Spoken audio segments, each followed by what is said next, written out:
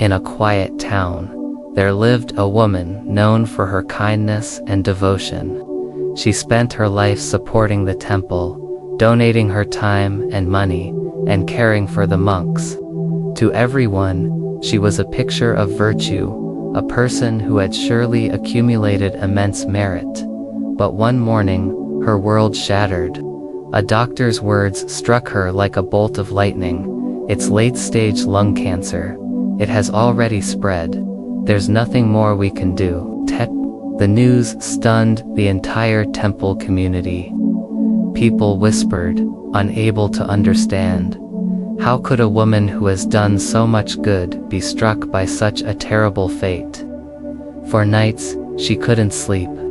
She would sit before the Buddha's altar, watching the incense burn down to ash as tears streamed down her face. A painful question pierced her heart.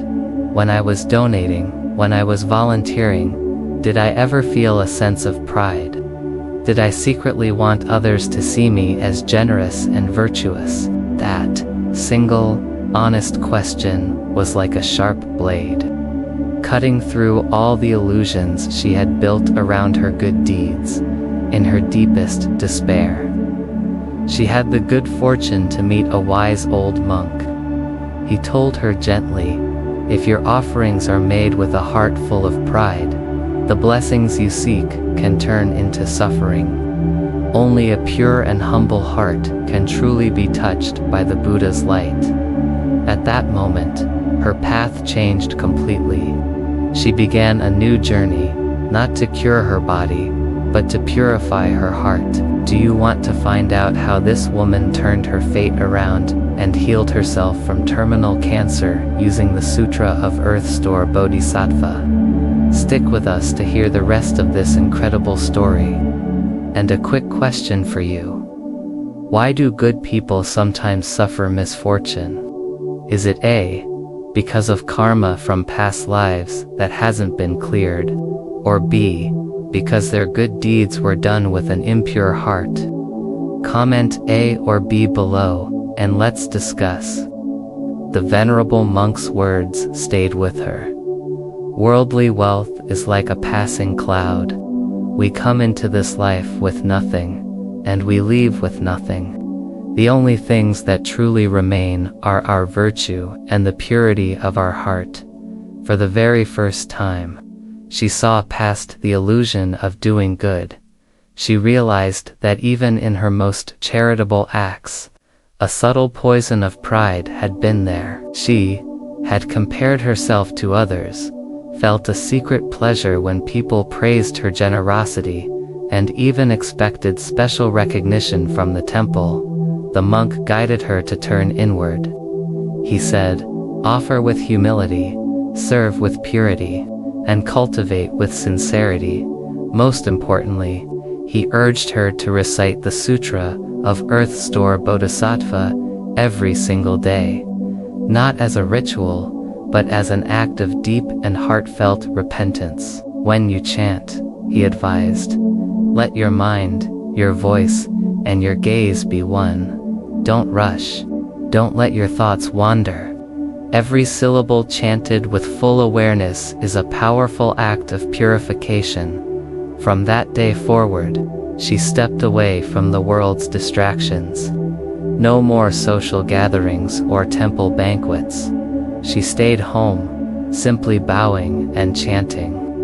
Her mornings began with incense, and her evenings ended with the sutra. In the beginning, her body was incredibly weak, and the pain was constant and sharp, but she persisted. As she continued, something began to shift.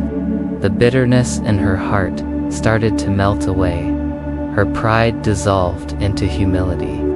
Each tear that fell as she chanted seemed to wash away years of arrogance and attachment.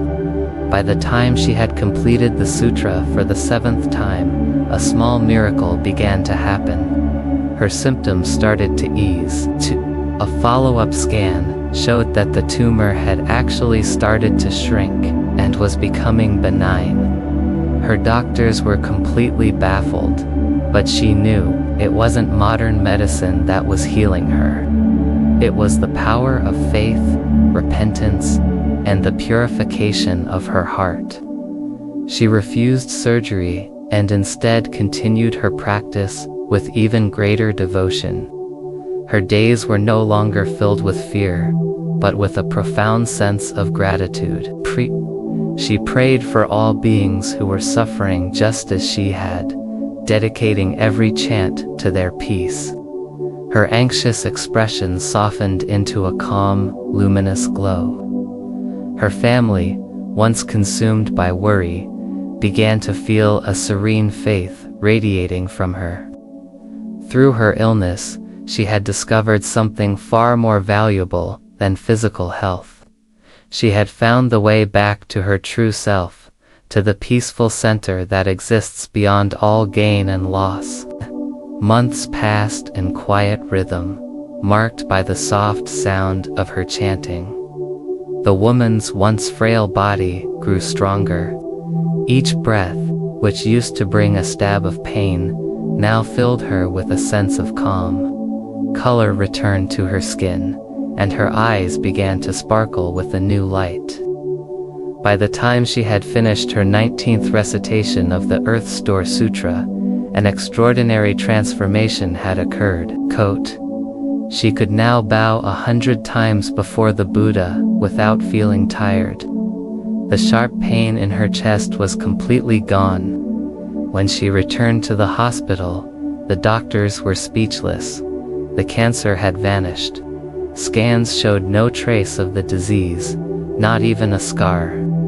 "This is medically impossible," one of them whispered, shaking his head in disbelief.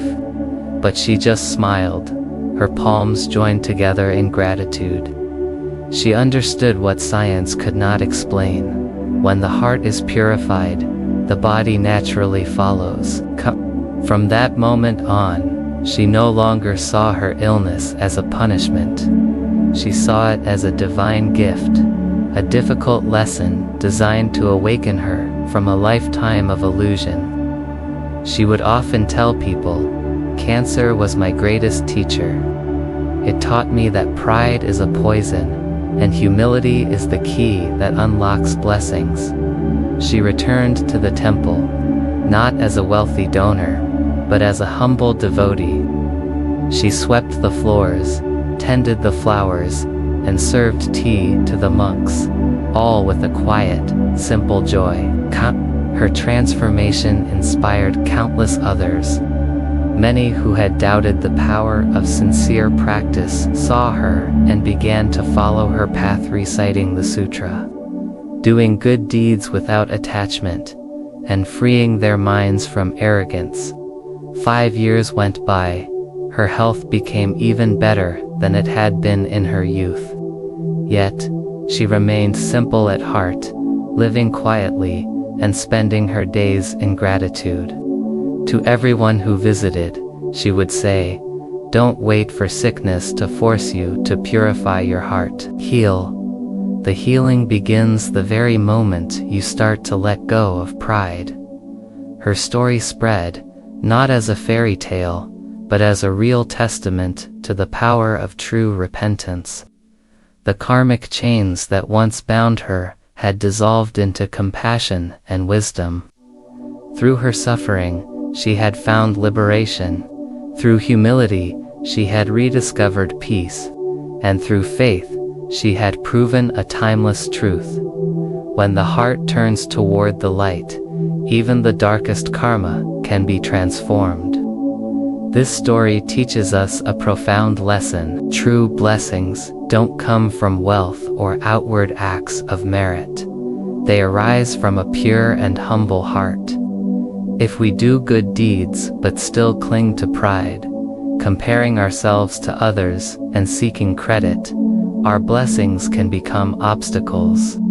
Through sincere repentance and cultivating a calm mind, this woman freed herself from karmic suffering. Her healing was the natural result of her inner transformation.